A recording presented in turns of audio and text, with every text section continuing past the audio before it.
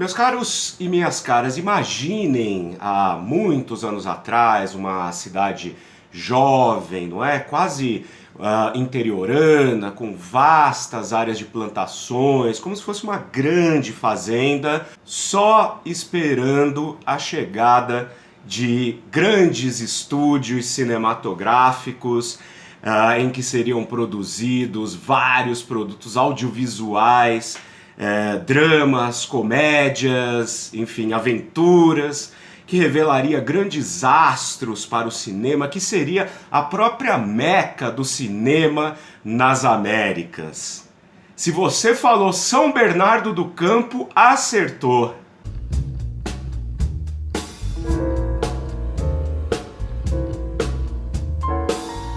Tudo bom, pessoal? Sejam muito bem-vindos, muito bem-vindas a mais um vídeo deste canal que é o Doni Correia, uma teia de ideias. Um canal dedicado à discussão de cinema, artes visuais e as humanidades aí que compreendem esses campos do conhecimento. Eu sou o seu anfitrião, Doni Correia, mestre e doutor em Estética e História da Arte, membro da Associação Brasileira dos Críticos de Arte e da Associação Brasileira dos Críticos de Cinema.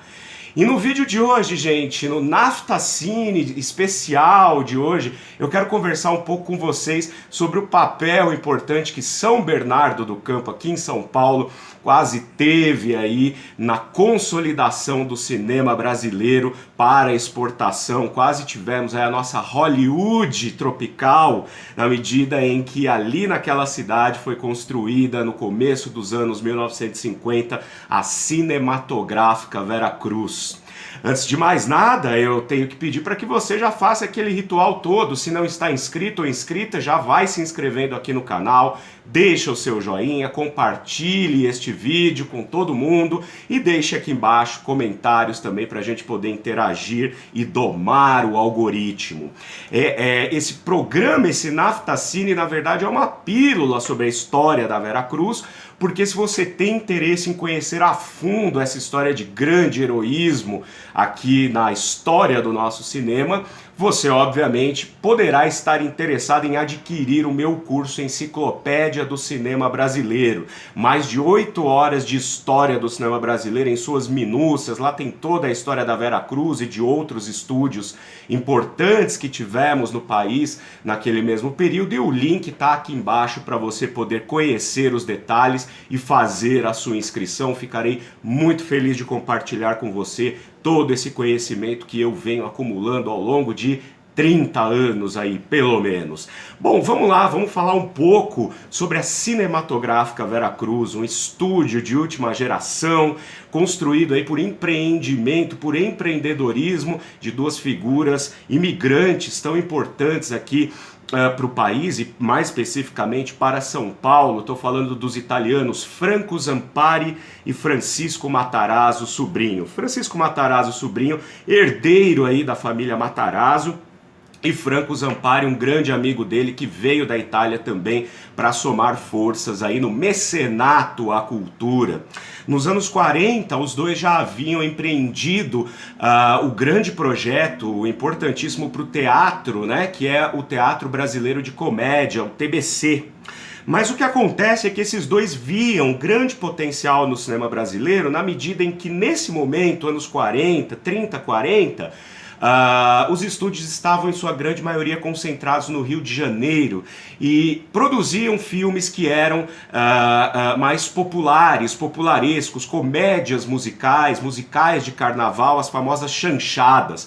Eu tenho um vídeo aqui em que eu explico para vocês as diferenças entre chanchada, pornochanchada, neochanchada, para vocês entenderem o que era isso.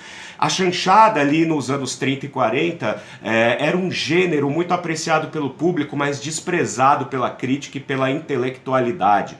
Ocorre que com o final da Segunda Guerra Mundial, o Brasil, por ter se aliado aos norte-americanos, veio a reboque de um grande saldo credor, aí, de uma grande vivacidade cultural e econômica, né, naquele mundo pós-Segunda Guerra. E São Paulo, como vinha de uma tradição já do café, já contava com famílias importantíssimas aí para a economia, os barões do café e depois os barões gigantões da indústria que chegariam em seguida, Matarazzo, por exemplo, é um deles, né?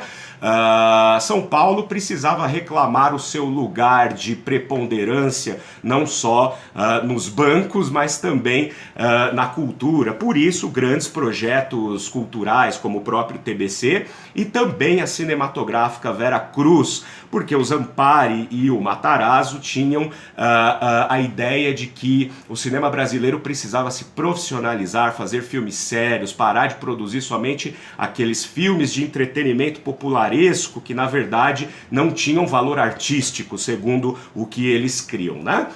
Então, os dois se juntam, né, no final dos anos 40, ali, em 1948, trazem da Europa para São Paulo para dar um curso de cinema muito importante, uma figura que é das mais assim seminais para a cultura cinematográfica brasileira, que é o Alberto Cavalcanti, que era brasileiro, mas fez a sua carreira na Europa, primeiro na França, depois na Inglaterra, né? Então ele tinha uma carreira europeia e era muito cultuado aqui no Brasil. Então ele vem para o Brasil dar um curso de cinema e é convidado pelos dois, pelo Zampari e pelo Matarazzo, para dirigir aquilo que viria a ser a Cinematográfica Vera Cruz, um empreendimento que seria construído em São Bernardo do Campo, justamente ali numa área da cidade que era uma grande fazenda, né? Eram terras que pertenciam aos Matarazzo e que então seria cedido para que fossem construídos ali os maiores estúdios até aquele momento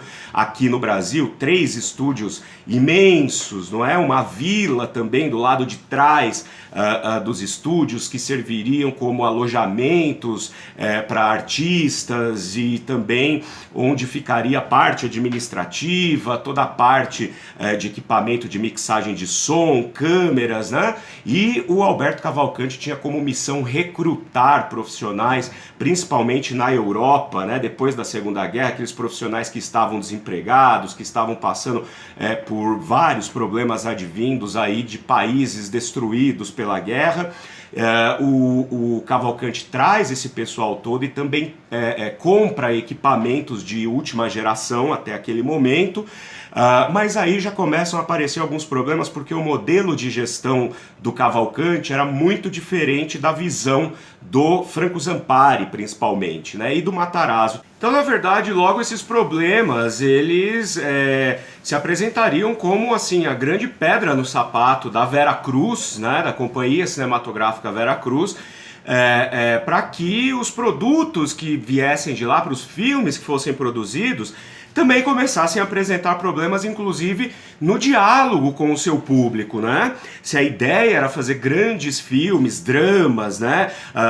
Com grandes atores, aí Anselmo Duarte, Tônia Carreiro, Ziembinski, Abílio Pereira de Almeida, Alberto Ruschel, enfim, Eliane Lage, Mário Sérgio, todo esse pessoal, um elenco estelar que eles tinham à sua disposição, isso também passou, de alguma forma, a não ser o suficiente para que os filmes tivessem um diálogo com o público.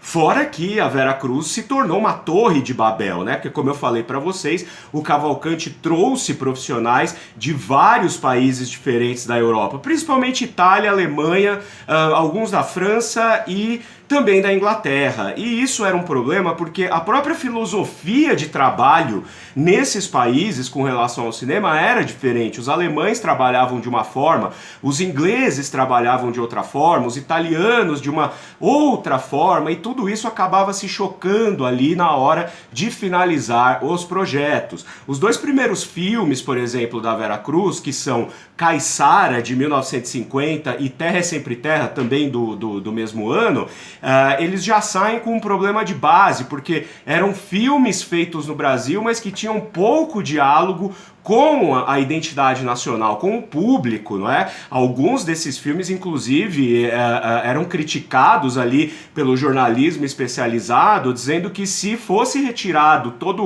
o som, né, todo o diálogo em português e dublado, por exemplo, para o italiano, Caiçara, que é um filme que se passa no litoral de São Paulo, em Ilhabela, poderia muito bem se tornar um filme feito na Sicília, né, ou então na Sardenha, né, se fosse dublado ali ali nos dialetos italianos. E também eram filmes que gastavam muito, né, para se fazer, para serem feitos, muito dinheiro. O modelo de administração da Veracruz não era assim econômico, ele era, pelo contrário, perdulário até demais, né? Então tudo era muito grande, para tudo se gastava muito. Tico Tico no Fubá, por exemplo, que é a cinebiografia do Zequinha de Abreu, demorou mais de 6 meses para ser feito e o filme nunca terminava.